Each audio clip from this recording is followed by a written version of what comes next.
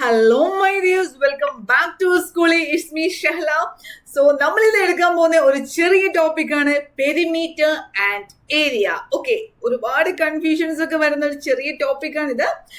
Perimeter and area നമ്മൾ പഠിച്ചിരിക്കുന്ന rectangle, square, അതുപോലെ triangle, ഈ മൂന്ന് കേസിലും പെരിമീറ്ററും ഏരിയയും കണ്ടുപിടിക്കാൻ നമ്മൾ കുറെ ഇക്വേഷൻസ് ഒക്കെ പഠിച്ചു. സോ അതൊക്കെ നമുക്കൊന്ന് ക്ലിയർ ചെയ്യാം. കൺഫ്യൂഷൻസ് ഉണ്ടല്ലോ, മാറിപ്പോവാറില്ല ഇക്വേഷൻസ്.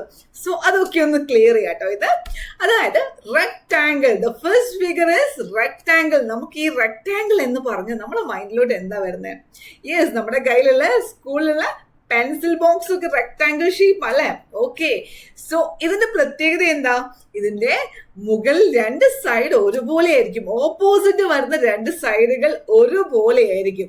ഓക്കെ, അതായത് നമ്മളിവിടെ ഇതിനെ ലെങ്ത് ആയിട്ടും ഇതിന്റെ ബ്രെഡ്ത്ത് ആയിട്ടും പറയുവാണെങ്കിൽ ഇതിന്റെ പെരിമീറ്റർ കാണാനുള്ള ഇക്വേഷൻ, പെരിമീറ്റർ എന്ന് പറഞ്ഞാൽ എന്താ ചെയ്യണ്ടേ? ഇവിടെ എത്ര പെരിമീറ്റർ എന്ന് പറഞ്ഞാൽ എന്താണെന്നറിയോ? ഈ പെരിമീറ്റർ എന്ന് പറഞ്ഞാൽ നമ്മൾ ഈ ഒരു റെക്ടാങ്കിളിനകത്ത് കംപ്ലീറ്റ്ലി വരുന്ന ലെങ്തിനെയാണ് പെരിമീറ്റർ എന്ന് പറയാ. ഓക്കെ, ഈ റെക്ടാങ്കിളിനകത്ത് ഇതിന്റെ കംപ്ലീറ്റ് ലെങ്ത് ആണ് എന്ത്? പെരിമീറ്റർ. സോ ഇവിടെ ലെങ്ത് ഉണ്ട്, ഇത് ബ്രെഡ്ത്ത് ആണ് അല്ലേ? സോ ഇത് കംപ്ലീറ്റ്ലി എന്താ വരുന്നത്? ഇത് എങ്ങനെയാ എഴുതുന്നത് നമ്മള്? 2 ടൈംസ് ഇവിടെ ലെങ്ത്തും വന്നിട്ടുണ്ട്, 2 ടൈംസ് ഇവിടെ ബ്രെഡ്ത്തും വന്നിട്ടുണ്ട് അല്ലെ? അപ്പൊ നമുക്കിതിന് ഈ ഇക്വേഷൻ ഒന്നായിട്ട് മാറ്റുവാണെങ്കിൽ 2 × L + B എന്ന ഇക്വേഷൻ നമുക്ക് എഴുതാൻ പറ്റും. എങ്ങനെയാ നമ്മൾ എഴുതുന്നത്?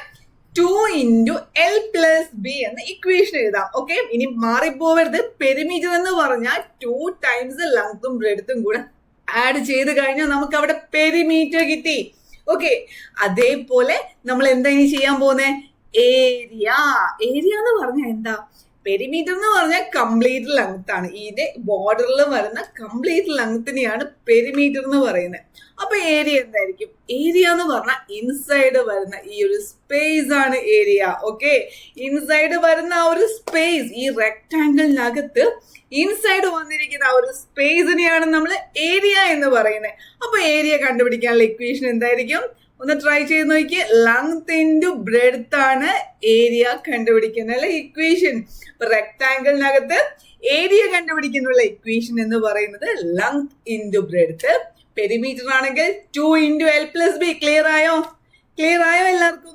ലെങ്ത്തും ബ്രെഡ്ത്തും തമ്മിൽ ആഡ് ചെയ്തിട്ട് 2 കൊണ്ട് മൾട്ടിപ്ലൈ ചെയ്ത് കഴിഞ്ഞാൽ we get the perimeter. And area ആണെങ്കിലോ ലെങ്ത് × ബ്രെഡ്ത്ത് ആണ് ഏരിയ. ഓക്കെ, ഇനി നമുക്ക് അടുത്ത ഫിഗറിലോട്ട് പോവാം. ഇത് ഏത് ഫിഗറാ? ഇത് സ്ക്വയർ അല്ലേ? സ്ക്വയറിന്റെ പ്രത്യേകത എന്താ? റെക്ടാങ്കിൾ പോലെ തന്നെ, പക്ഷെ ഇതിന്റെ എല്ലാ സൈഡുകളും എന്തായിരിക്കും?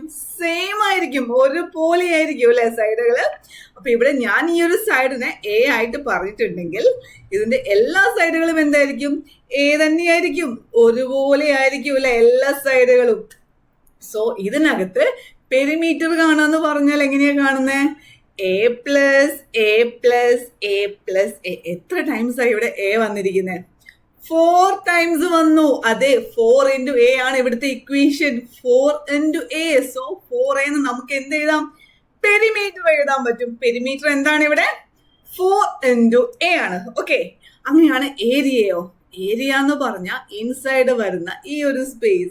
റെക്ടാങ്കിളിനകത്ത് നമ്മൾ പഠിച്ചു ലെങ്ത് × ബ്രെഡ്ത്ത് ആണ് ഏരിയ എന്ന് പറഞ്ഞാൽ. അപ്പൊ ഇവിടെ ഏരിയ എന്തായിരിക്കും? ഇവിടെ ലെങ്ത്തും ബ്രെഡ്ത്തും എല്ലാം സെയിം ആണ്, അതായത് A × A ആയിരിക്കും എന്ത്? ഏരിയ എന്ന് പറഞ്ഞാൽ that is side × side. Okay, side × side ആണ് ഏരിയ. തെറ്റിപ്പോവില്ലല്ലോ, ഇനി മറന്നു പോവില്ലല്ലോ, മാറിപ്പോവോ ഇനി? ഓക്കെ, റെക്ടാങ്കിൾ ആൻഡ് സ്ക്വയർ നമ്മൾ പഠിച്ചു കഴിഞ്ഞു. ആർക്കും ഡൗട്ട് ഒന്നും ഇല്ലല്ലോ അതില്? റെക്ടാങ്കിളിന്റെ കേസിൽ പെരിമീറ്റർ കാണാന്ന് പറഞ്ഞാൽ 2 × L + B ആണ്. പെരിമീറ്റർ കാണാവുന്ന ഇക്വേഷൻ ആയിരുന്നു 2 × L + B. ഏരിയ ആണെങ്കിലോ? ഏരിയ കാണാൻ L × B ആണ്. സ്ക്വയർ ആവുന്ന കേസിൽ 4A ആണ് ഇവിടുത്തെ പെരിമീറ്റർ. ആൻഡ് ദ ഏരിയ ആണെങ്കിലോ സൈഡ് × സൈഡ് ആണ് ഇവിടുത്തെ ഏരിയ. ഓക്കെ, പഠിച്ചില്ലേ ഇത്?